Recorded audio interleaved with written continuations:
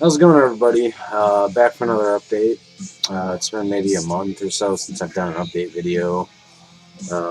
Picked up a decent amount of records in the past month, a few here and there. Um, yeah, just a few here and there, and a couple records I picked up. I had pre-ordered that I never showed. Um, One was in October, I think. One was in early November, I want to say, but. Um, Yeah, figured I'd sit down here and shoot a video, have a beer with you guys. It was a long day. It's a Sunday and a long day at work. Usually don't work on Sundays, but so anyway, figured I'd sit down here in the lounge, have a beer, talk about some records. So cheers.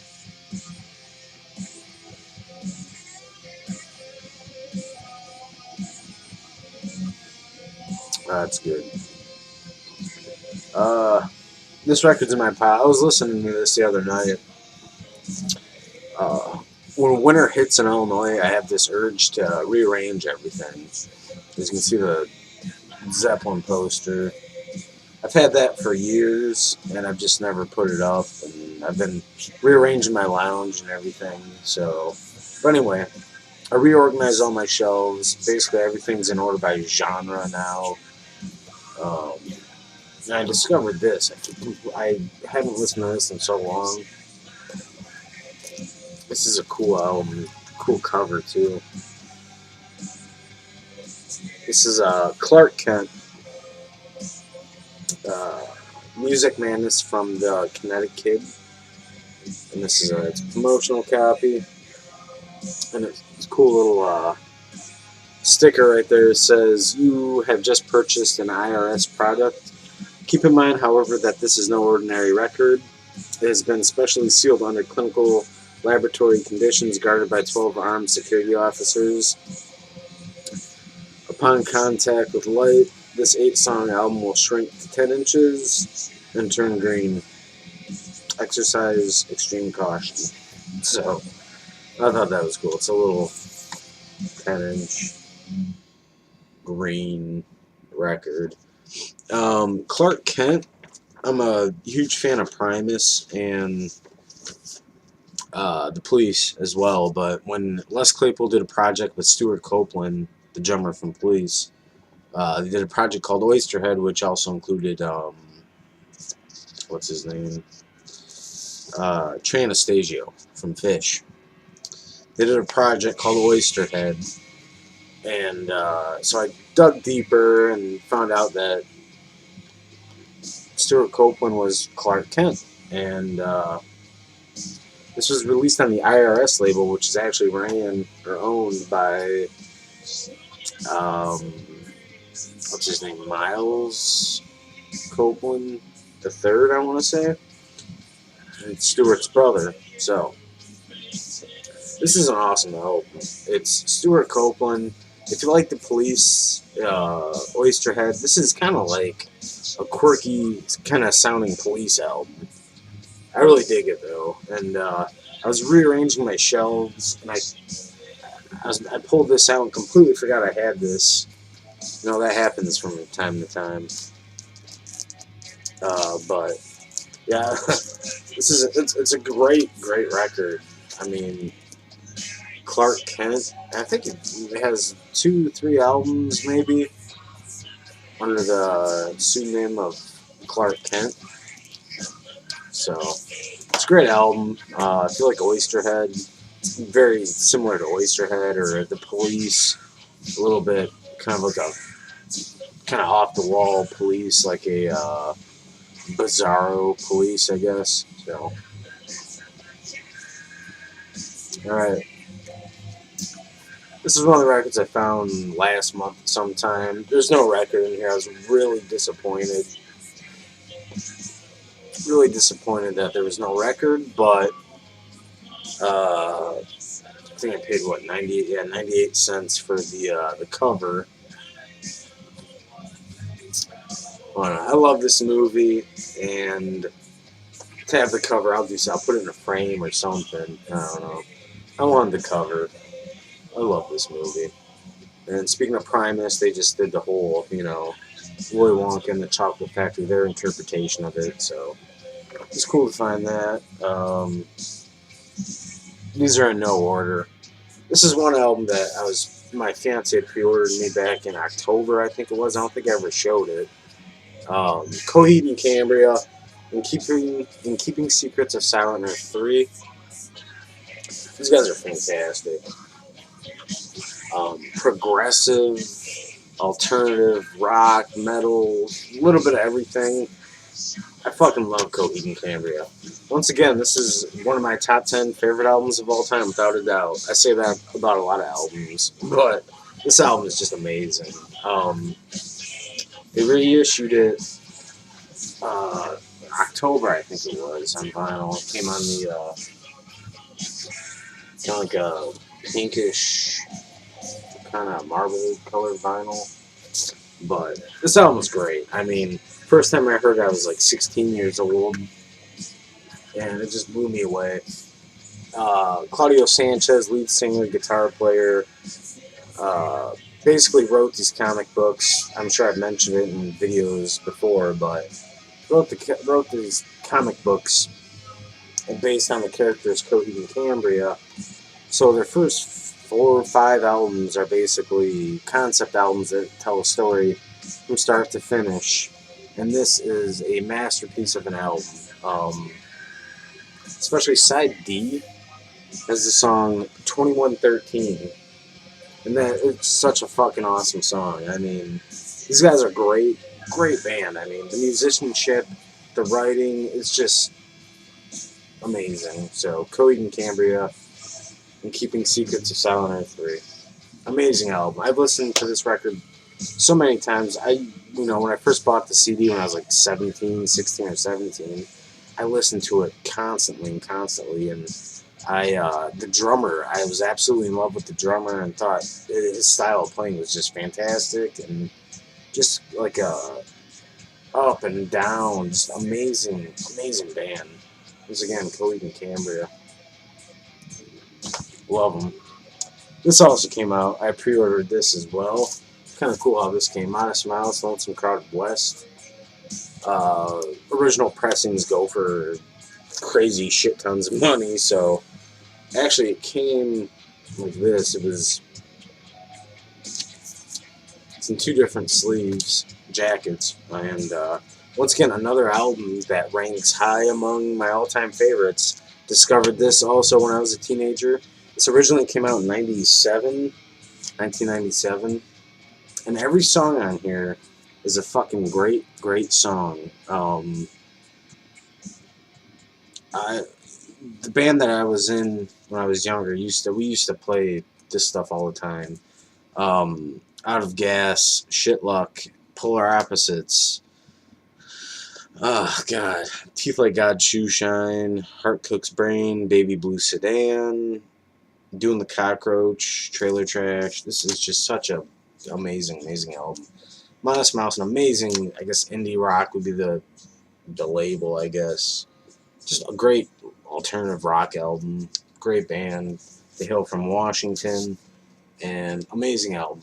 If you've never heard of it or never listened to it, listen to it. It's a great album. So, alright, 9 minutes into it, and I've showed 3 records. 3, yeah. So, anyway, I picked this up a while ago. This is William Orbit, Strange Cargo. This 2 is on the IRS label, and this is it says William Orbit, known to the inner circle of the IRS label as their secret weapon, a gifted musician. He is also a studio genius. I have to say that not since Pink Floyd has an artist had such a sense of space combined with power and delicacy. It sounds great. It's all instrumental. I don't think there's any lyrics on it. I was listening to this last night. Great album. Instrumental, and just the arrangements are great. Great album. Strange Cargo by William Orbit. Yeah, highly recommended. very atmospheric arrangements, and it's a great album. So Way Morbid, Strange Cargo. Can't really say too much about this. I picked it up, thought it looked cool. Rig. Ugh. Um, I haven't listened to it, so I can't really give a good review about it. So, but it looked cool. It's on the Capitol label.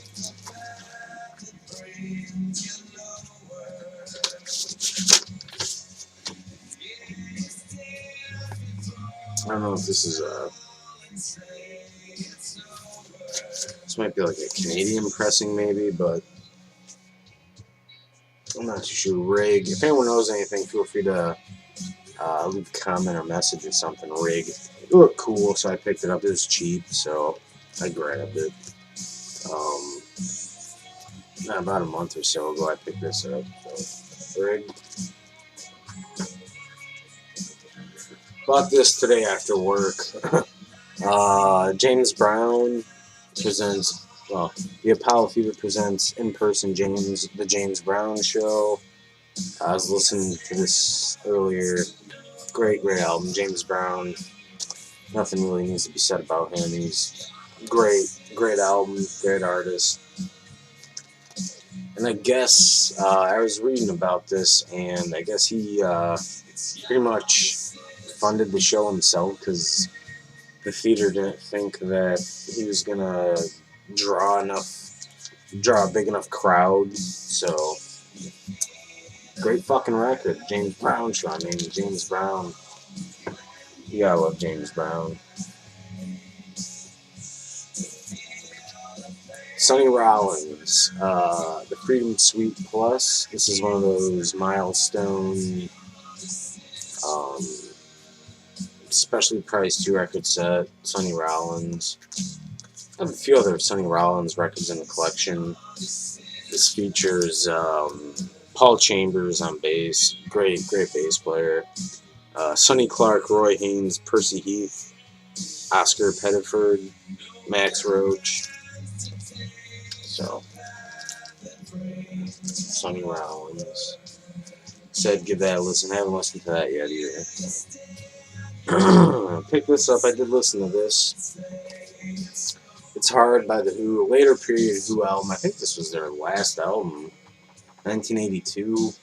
I want to say this is one of their last studio albums. Until they released an album, years later. But It's Hard by The Who. Not the best album. This is one of the Who records I was missing from the collection, so I figured I'll pick it up. It was super cheap, just a couple bucks for this album. Has the song Eminence Front on it, which I remember. I always liked that song, Eminence Front, and I did listen to this. It's not bad. It's not great, but it's not bad. So It's Hard by The Who. They definitely have a lot better albums, but a couple dollars, I said, why not? Picked this up a while ago, about a month or so ago. I'm not too sure how his name is pronounced. Jorma Kaukonen. He was in Hot Tuna, Jefferson Airplane. This is a great record with Tom Hobson. Produced by Jack Cassidy. It's on the Grunt label. I dig this. This was awesome. I dug through a lot of records, and I recycle sleeves too because I never have enough sleeves. But this was in great condition when I found it, so yeah, great record. Kind of folk rock sounding almost. Great record though. Qua. Is that the name of it? Qua? Yeah. So, if you're a fan of Hot Tuna, Jefferson Airplane, check it out. A good record. Found this with the same day I found the Willy Wonka record.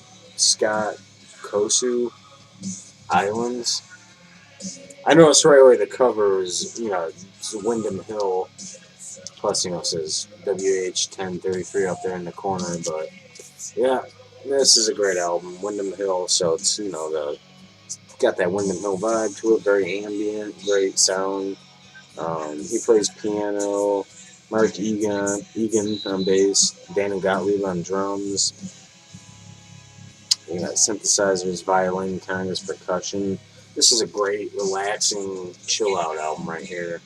Scott Kosu Islands. Awesome album. Just a couple more. I found this one as well. Urban Man, Memphis Underground. I still have to clean this one. This one's pretty dirty, but features Roy Ayers on vibes, Larry Coryell on guitar, who I absolutely love, and Herbie Mann on flute, and a whole bunch of other musicians. I haven't listened to this yet. Still got to clean it, but really excited to find this. Once again, I paid 98 cents for this album. Strange price, but Herbie Mann, Memphis Underground. Can't wait to give that a cleaning and a listen. The Wildflowers. This is sometime soon. Great alternative rock, late 80s, 1988, I want to say. 88 on Slash Records. I always loved that label. Faith No More. The Real Thing. Absolutely love that album from Faith No More. It was on the Slash. I have a couple of records on the Slash label, but Wildflowers, I did listen to this. This is great. Just great alternative late 80s rock. Nothing else needs to be said. The Wildflowers. Last but not least, Legend of the Yardbirds Volume 2, featuring Eric Clapton and Jeff Beck. The only Yardbirds album I have in my collection, I have a CD of rare live performances from the Yardbirds, but their records, I always find them and they're always really expensive, so I found this for a really good price. So, Legend of the Yardbirds, I believe this is a German pressing as well, yeah, so Legend of the Yardbirds. So, happy to find that. So that's it, everybody. Yeah, it's been a long day.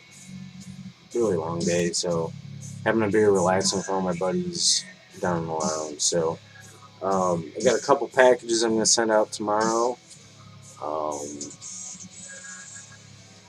Got some cool stuff I'm sending out, so hope the recipients enjoy it. So yeah, that's tomorrow off, so cool. Everyone, thank you for tuning in. Comments, messages, it's all welcome and appreciated. So everyone, be good to yourselves, take care, and as always, we'll talk soon.